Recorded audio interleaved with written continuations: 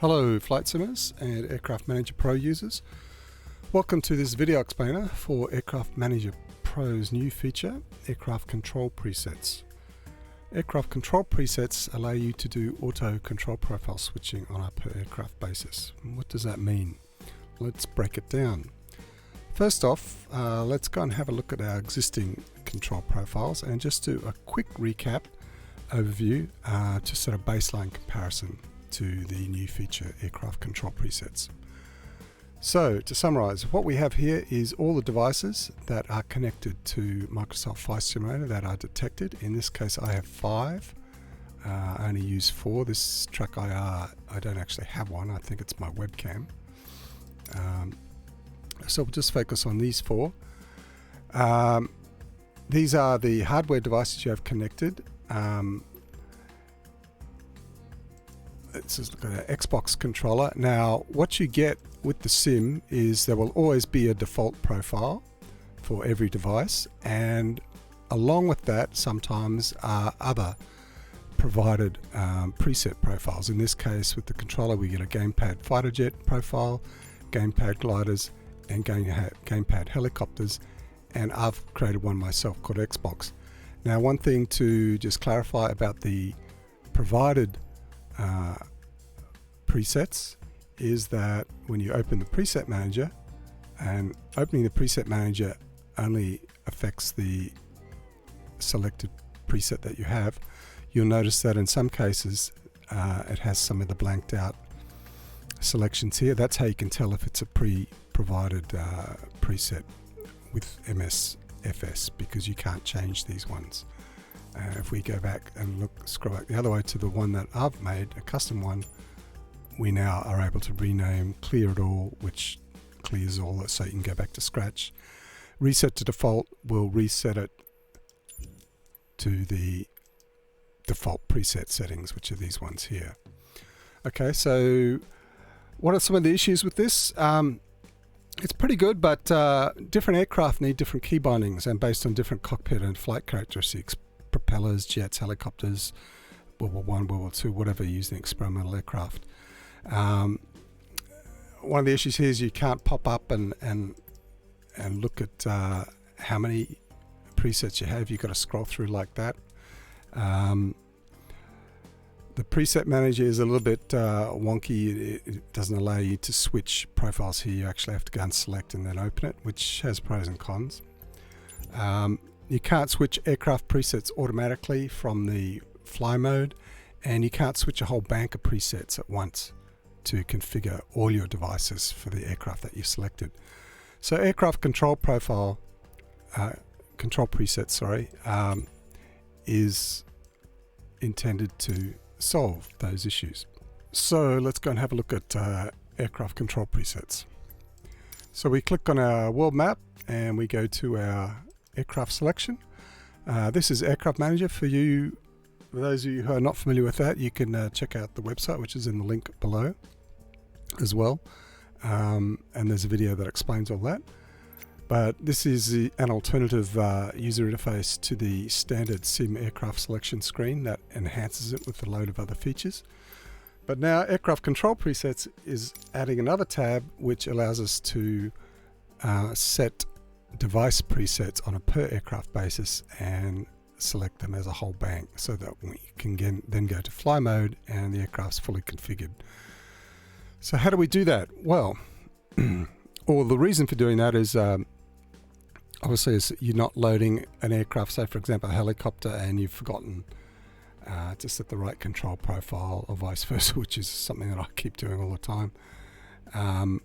No more manual preset and hunting, packing, switching devices, or scrolling through presets in fly mode. You just select your aircraft that you want for that session, hit fly, and it's all fully configured. So it's a two-stage process. Basically you set the presets you want, and then you activate them by selecting the aircraft. So let's do that for one here. Well, first off, let's go and just check what our control presets are set to so we can see the difference. So we have keyboard profile, a mouse profile, Xbox and linear flat screen set, which are aircraft presets that I have, not helicopter ones. So that looks like this one here. Okay, so let's switch to this aircraft here and you'll see the difference, just for example, which should be set keyboard to keyboard profile 2, -20 flat screen sensitivity and gamepad fighter jet. So now if we go in here, we'll go back, we'll see that's now switched to keyboard profile 2, gamepad fighter jet and flat screen. You'll notice the mouse profile hasn't changed, even though we have 3 presets. Now I'm just going to explain a little feature here so that you fully understand what happens. The reason the mouse didn't change is because we haven't got anything set there. Now I'll explain a little bit more about this in a sec, but to set a preset, let's set some for this one here. It doesn't have to be selected for you to change presets. You can go through and just set whatever, but they're not applied until you actually select the plane. Okay, so for example, so to change a preset or to set one, you click on the column and that will pop up. It's a two-click process because HTML doesn't actually have an API for automatically opening these select boxes. So not quite the optimal UX, but it's the one we have within the confines of the interface technology we're working with here. So you click once and get a box, and then you click again and it will pop up the presets that you have available. So we can select, let's select short keyboard for that. Let's select mouse profile 2. Let's select jet afterburner, and this one we're going to select Xbox One. So that's set them, and track R we're not going to worry about, and these other ones we'll talk about later how many you can have. So to actually set that bank of presets, we then activate it by selecting the aircraft. Bingo, let's go back and check, and we now have short keyboard, mouse profile 2, Xbox One and jet afterburner. Now the blank preset that you saw here, if we click there, you'll notice when you click the select box that we're not seeing the default. That's because the default preset actually doesn't have, it's non-changeable. As you saw before when we looked at the control profiles, some of the options for a preset under the preset manager were blanked out. You can't edit that default profile, and I've set it to not show default here because I did have that originally, but what I found is by keeping that blank, if you select it, it doesn't actually change, but it makes it much easier to see what presets you've got selected for different aircraft by having that bank. So it's, if there's nothing in there, when you activate that bank of presets, nothing will get changed. And so there's different ways of handling that. You can actually create some specific profiles per aircraft, or you create a generic profile for all aircraft and you always keep that set and you never change, for example, your mouse. That's up to you how you want to work that, but that's just explaining how it works. So to summarize again, you set the presets and then you activate by selecting the aircraft. Blank preset was explaining what that means. So explaining some of the other features that we have here. The buttons up here are filter reset buttons. So for example, if you have the same filters and sorting that you have as for aircraft manager here, so they operate the same here. Filtering and sorting related to these column headers here. So for example, if you quickly want to look at all the planes that you've actually set something, you can sort on these options here, up, down, and it's off. Same for filtering. If you want to look for specific profiles, you can do that. These options here reset them. So for example, if you've got that and maybe you've got a filter here set to contains -20, you just want to select those. You can see that it's selected all, and so you want to do a secondary sort within that, so you can just reset them all like that. Reset all will reset the grid ones as well as ones like that. It will reset the grid ones as well as resetting this and anything you got searched in there. And these are cross-linked. You can see here, this is Aircraft Manager. It also synchronizes with that and also synchronizes with that.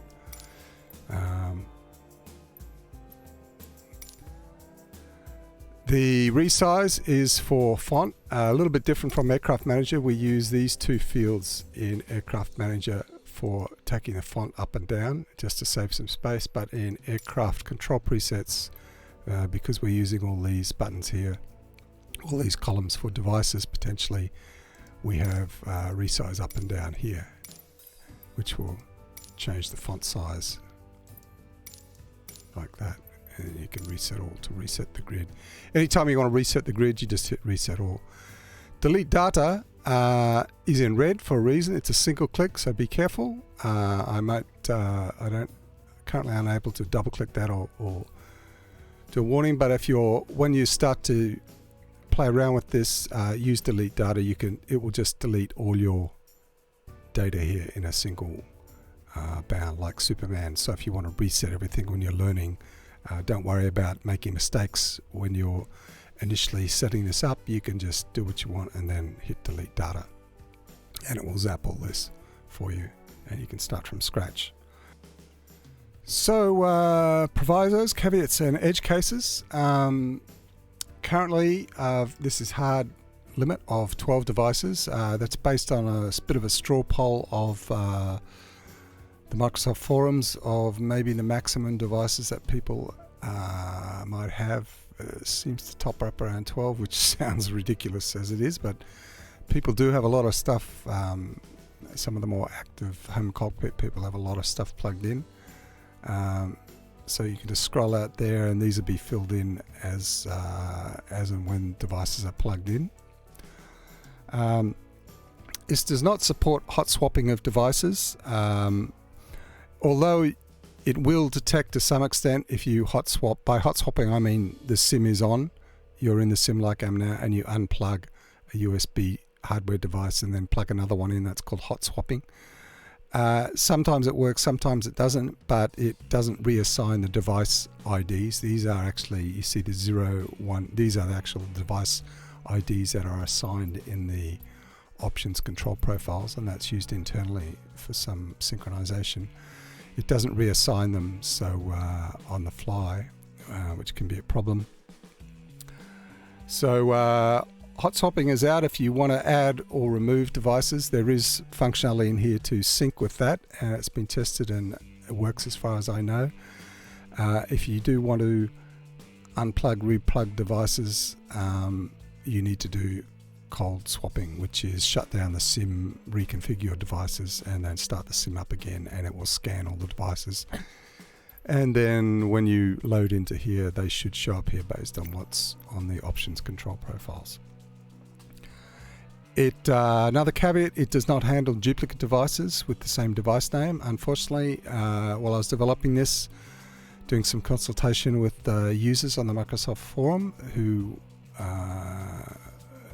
are interested in this area. Some people have multiple devices of the same type attached, which is quite common in flight or space sims. You might have control boxes, or you might have two T16000Ms, like an Elite Dangerous. People use one as a throttle, one as a flight stick, or one as a weapon controller.